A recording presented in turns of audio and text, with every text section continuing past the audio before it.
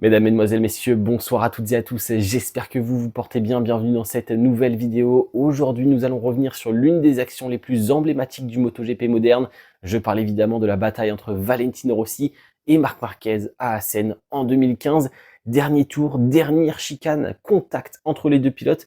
Rossi coupe dans le bac à gravier, ressort devant, passe la ligne en vainqueur et depuis, on entend toujours les mêmes questions. Valentino Rossi a-t-il triché? Valentino Rossi mérite-t-il vraiment cette victoire à Assen en 2015? Et Marc Marquez s'est-il fait voler ce jour-là? C'est la question qu'on va se poser.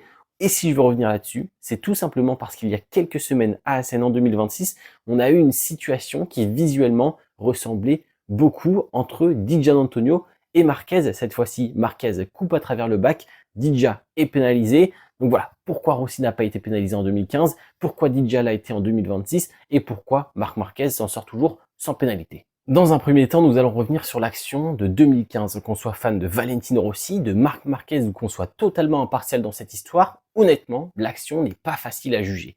Déjà parce qu'on est dans le dernier tour, dans le dernier enchaînement de virages. Donc pour la direction de course, impossible de prendre une décision avant le passage sur la ligne. La course est quasiment terminée. Mais selon moi, quand on revoit l'action, ce n'est pas si compliqué que ça, après coup, de comprendre ce qu'il se passe.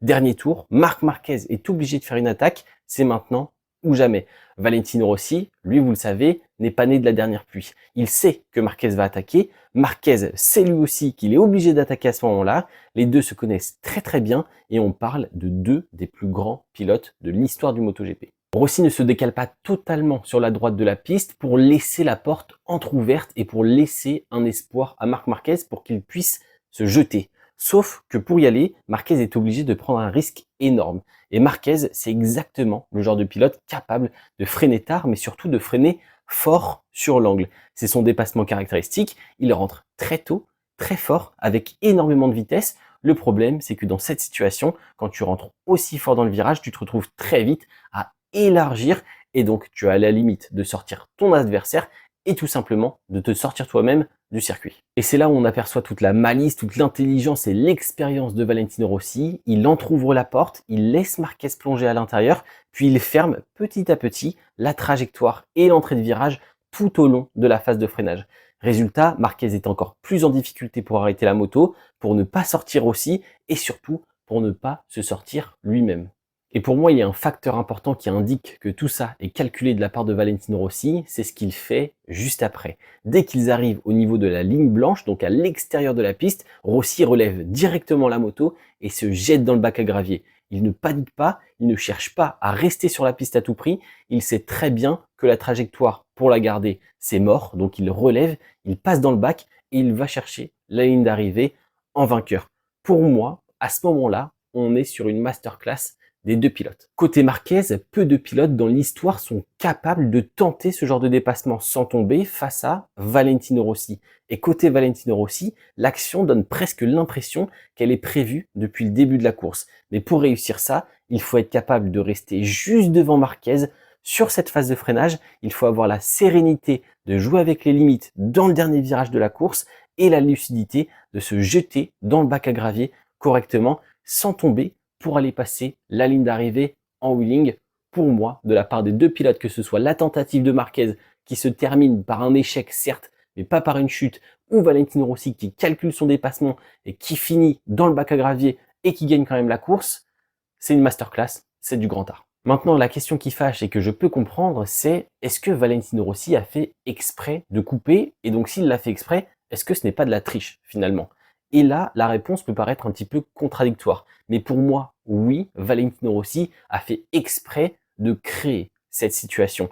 Il ouvre un petit peu la porte, il tient les freins aux côtés de Marquez, donc forcément, un moment, il n'a plus de place sur la trajectoire, il n'a plus de place sur la piste, il y a contact, et donc Valentino Rossi est dehors. Mais ça ne veut pas dire que c'est de la triche, parce qu'au moment où Valentino Rossi coupe, il n'a plus aucun autre choix. Marc Marquez le sort tout simplement du circuit. Il est arrivé très fort à l'intérieur, il a gardé tant bien que mal, entre guillemets, la moto sur la piste, mais il ne laisse absolument aucun espace à Rossi pour prendre le virage correctement. Donc oui, Rossi coupe, mais il coupe parce qu'il est envoyé à l'extérieur du circuit.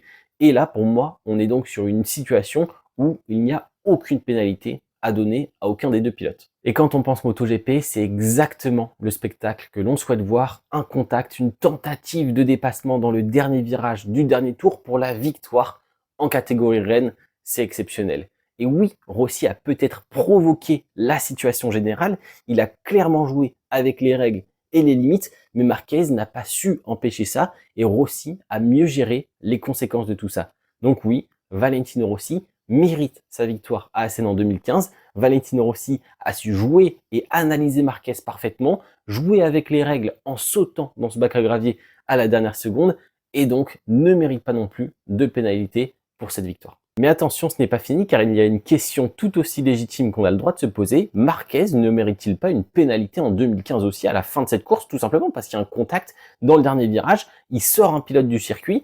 Eh bien selon moi, non, pas de pénalité pour Marquez, mais en disant ça, je juge aussi beaucoup les conséquences plus que les actes réels de ce qui s'est passé. Parce que si Rossi tombe dans le bac, honnêtement, qu'est-ce qu'on fait? Est-ce qu'on pénalise Marquez? Est-ce qu'on dit que c'est un incident de course?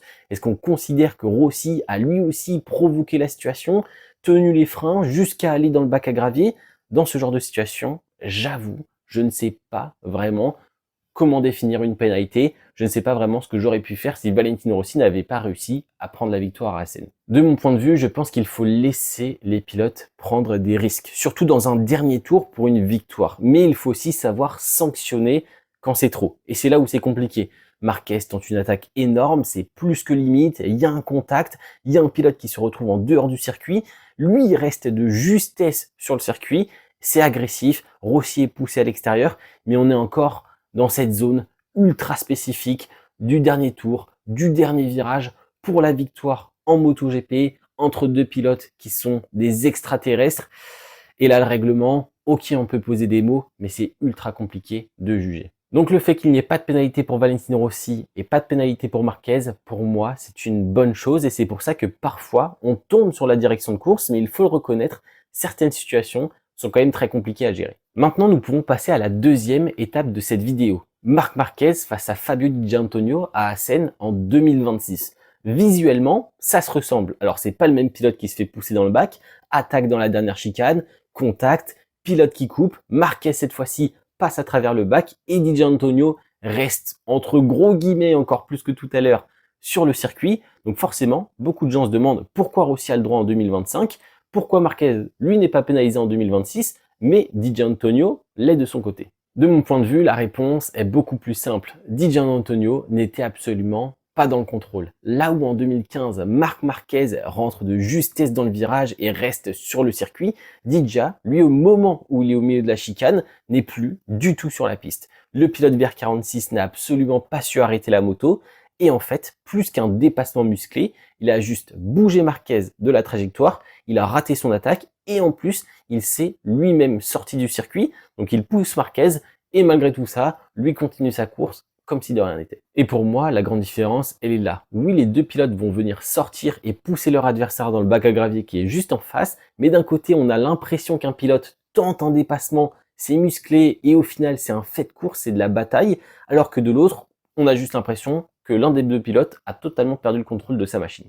Et à ce moment-là, quand on pousse un pilote à l'extérieur du circuit, qu'on n'est pas en contrôle de sa machine, eh bien la pénalité est tout simplement méritée et c'est normal. Il faut mettre une pénalité dans ces cas-là. Il faut pénaliser justement ce genre de comportement. Avant de terminer cette vidéo, après avoir analysé le cas 2015 et le cas 2026 qui pour le coup était beaucoup plus simple à traiter, je voulais revenir sur une petite anecdote, un fait qui m'a fait un petit peu rire quand j'ai vu sur les réseaux notamment, regardez le fair play de Marquez, lui il ralentit quand il passe dans le bac alors que Rossi en 2015 passe à fond et surtout passe la ligne d'arrivée en wheeling en regardant derrière lui et franchement j'ai trouvé ça totalement lunaire. On peut pas avoir deux situations qui n'ont plus rien à voir. Je m'explique. D'un côté, on a Rossi qui lui s'y attendait. Il était prêt pour cette situation. Le calcul était fait, il a tenu les freins à l'extérieur de Marquez. Limite, c'est pas lui qui a provoqué toute la situation pour que ça se termine comme ça. Donc quand il arrive dans le bac à gravier, il sait ce qu'il fait, il sait ce qui se passe, il relève, il garde un maximum de vitesse et il va chercher la ligne d'arrivée et la victoire. Marquez en 2026, lui, se fait totalement surprendre. Rien n'est prévu, rien n'est calculé. un pilote qui ne contrôle pas son freinage, qui le percute, et en plus de ça, le passage dans le bac, il n'était pas du tout préparé côté Marc Marquez. Donc forcément, il y a un ralenti, on voit un pilote plus surpris, il reprend ses esprits, on va dire, au milieu du bac, donc il vient avec un peu moins de vitesse et ressort avec un peu moins de vitesse. C'est tout à fait logique. Donc voilà, deux situations qui n'ont absolument rien à voir. Et d'ailleurs, quand Marquez sort du bac, on le voit, hein, il met gaz en grand, il regarde un petit peu derrière pour voir ce qui se passe, mais il cherche pas plus que ça à comprendre. Est-ce que j'ai assez ralenti, ainsi de suite. Il sait très bien qu'il s'est fait bousculer, qu'il a rien fait de mal dans cette histoire et qu'il faut juste reprendre un maximum de vitesse. Donc, je vous avoue, ça m'a fait un petit peu rire quand j'ai vu les pro Marquez notamment essayer d'utiliser ce genre d'argument. Dans tous les cas, aucun des deux pilotes, ni Valentino Rossi ni Marquez dans ces situations n'est fautif, pas de pénalité méritée, sauf pour DJ évidemment. Mais voilà, franchement, il y en a parfois. Le manque d'objectivité, c'est vachement drôle. Pour conclure cette vidéo, selon moi, Rossi mérite bien sa victoire en 2015. Marquez ne mérite pas de pénalité dans l'ensemble des situations, même si, attention, il y a 11 ans en arrière, c'était très limite. Et DJ Antonio, qui lui n'était pas dans le contrôle, mérite bien ce long lap à Assen en 2026. C'est compliqué, c'est pas toujours facile d'analyser les situations, surtout quand on est en plein milieu d'une course, mais il faut savoir juger les actes, les conséquences, et c'est là toute la difficulté de la commission sportive, notamment en plein milieu des Grands Prix. Voilà, je ne dis pas que je fais mieux, là c'était seulement une analyse, mon point de vue sur ces deux situations, et franchement, c'est un régal cette dernière chicane à Assen, c'est toujours aussi incroyable. Déjà, elle nous offre de superbes images, et puis surtout, des batailles spectaculaires. Et quand on voit des pilotes prendre des risques pour n'importe quelle action, que ce soit pour la victoire, mais aussi pour remonter au classement lors d'une course en plein milieu de la saison, c'est toujours un plaisir à voir. Ça crée des débats, c'est aussi pour ça qu'on regarde ce sport, sinon ça serait trop simple. Maintenant, dites-moi ce que vous pensez de ces situations. Rossi mérite-t-il sa victoire? Pénalité pour Marquez? Pénalité pour Dija? Qu'auriez-vous fait si vous étiez la direction de course? N'hésitez pas à vous abonner, à liker, à partager la vidéo, à booster la vidéo si vous êtes sur téléphone, ça m'aide énormément. En tout cas, merci beaucoup, c'était Théo, ciao ciao.